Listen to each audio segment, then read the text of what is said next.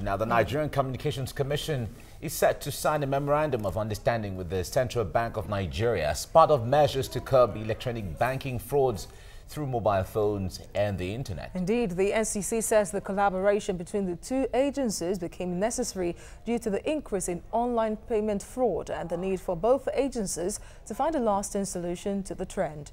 The Commission expressed concerns over the level in which fraudsters take on bank customers who use smartphones for transactions, adding that it would also work with the police to bring the perpetrators of electronic banking fraud to justice. The CBN says commercial banks lost 2.19 billion naira to fraudsters through electronic channels in 2016.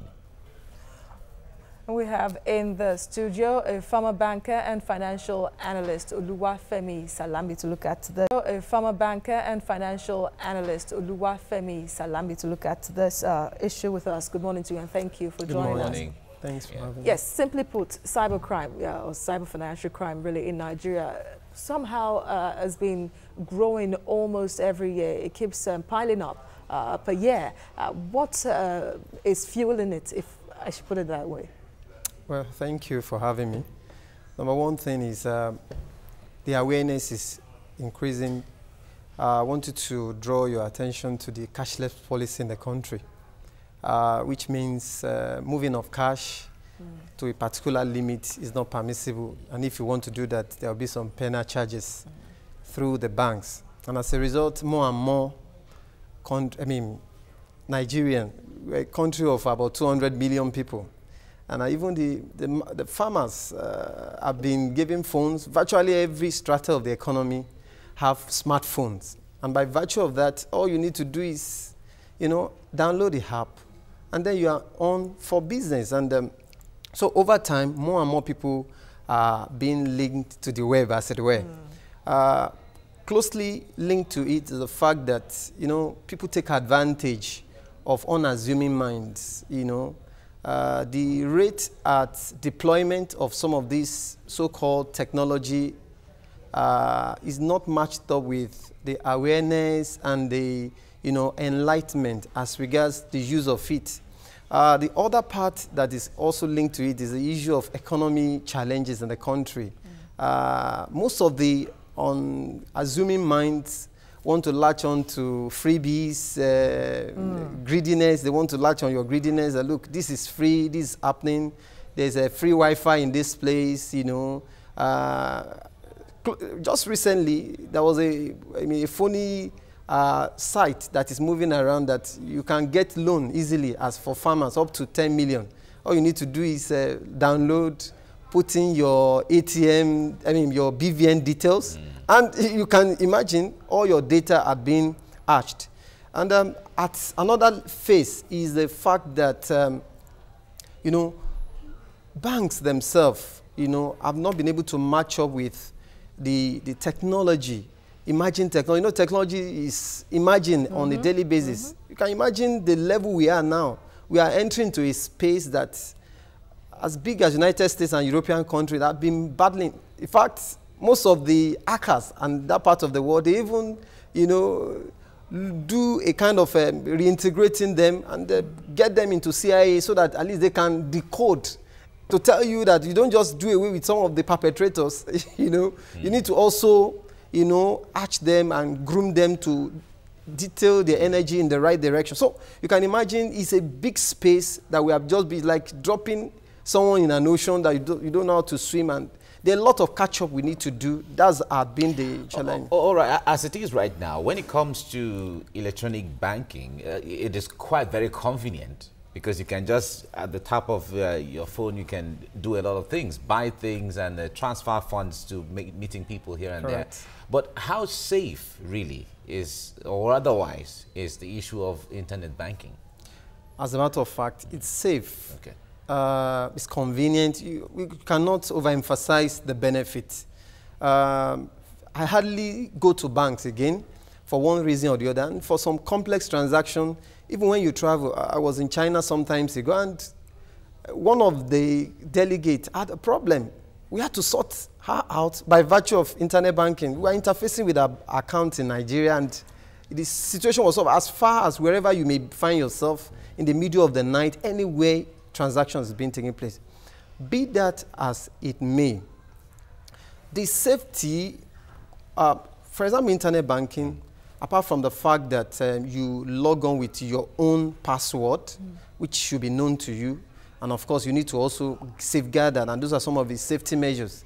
There's still also, at the time of consummating your transaction, what they call use of token or one-time password. But fraudsters don't even need that anymore. What they need is just your bank details and maybe your BVN, and then you hear stories of wiping out people's monies in their accounts. Another one of such really happened recently. I don't know if you saw the video online on the social media where the woman was crying after she was asked to put in such information. And then you wonder really how secure is the BVN first off to protect people's financial details and money? Well, you can't rule out collusion because to an unassuming mind, BVN, you just linked all your account details. And then from the set of numbers at the strike of a button, you can get details of all your account. You still need another back-end activity to now look at your data. As a matter of fact, because everything that has to do with is internet, mobile, is electronic activity, in which case the interfaces with your bank account. Now they need to go a step further in which to know which code do you use, because it's not enough that somebody have your details in your account. Someone needs to have either your ATM and then have your password, or hack into your password. See, most of the thing that the so-called hackers does is they harvest data. One of it is you just receive some phony, text, email, what they call phishing. They just send it to you. It looks so great. Maybe there's a clearing to be done, some cap or whatever, that you can click something. At the click of a button, it takes you to another site and it archives your bank details. Now, one of the other things that people do, some of these activities, at the time of you, accessing your phone, they ask you, do you give them the authority to access? It normally pops up. As much as possible, do not give anybody authority. You should always, they will ask you. Once you say yes, that means somehow, somebody is, or a system is trying to link up all your details in your account. And the way people choose their password, they choose some very easily, Take for example, the ATM is just a four digit password. So you need to know how to be able to, juxtapose all those numbers, not 1, 2, 3, 4. As a matter of people are still using 1, 2, 3, 4.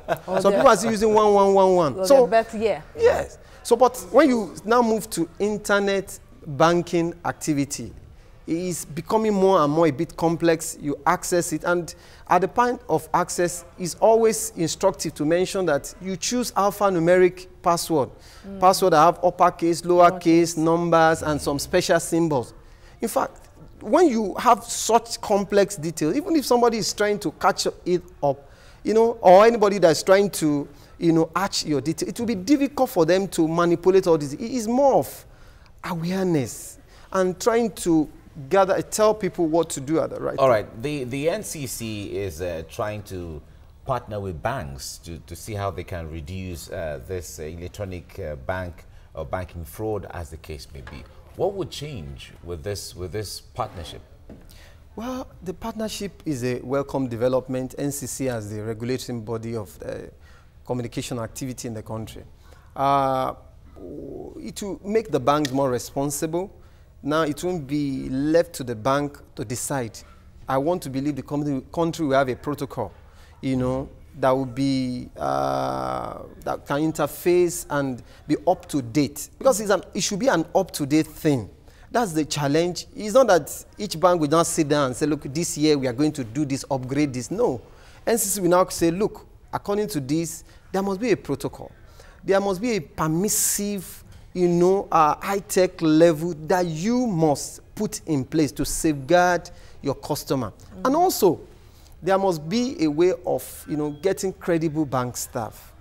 There must be an internal collusion, even though a lot of banks do a lot of work.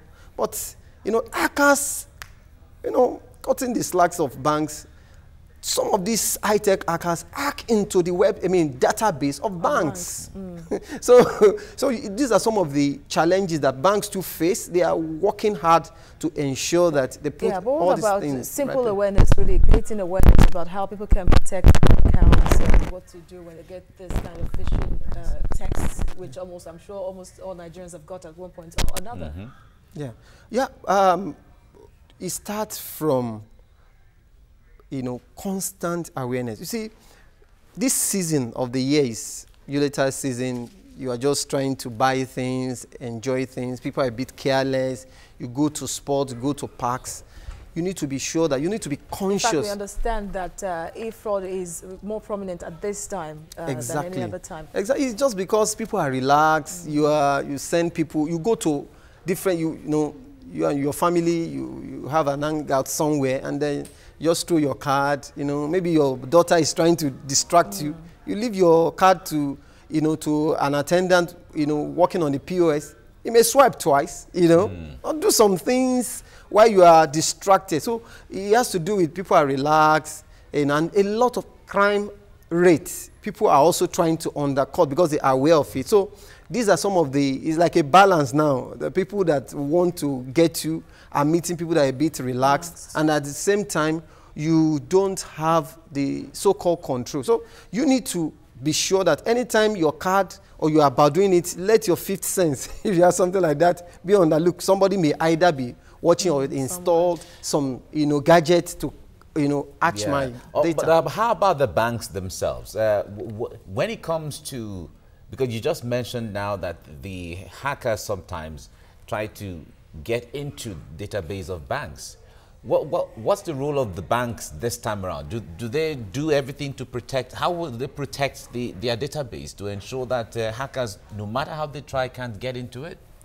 As a matter of fact, technology says, look, where someone stops, that's where another person starts. Somebody is working hard to decode the latest of technology. So you have to work hard too. You need to also be working hard. And I know they attend a lot of seminars where they bring in, new tech, high tech to upgrade. But of course, all this technology comes with a cost.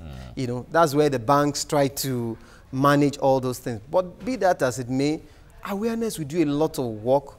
Most of the bank will tell you that there will not be any time they will ask you for your bank details. It's either they are telling you that, look, be careful at this time of the year. Not that you, somebody is asking you for your bank details, that's some of the things that happen. All right, we have to leave you here now. Oluwafemi Salami, ex-banker, thank you very much for joining us right now. Thank you so much.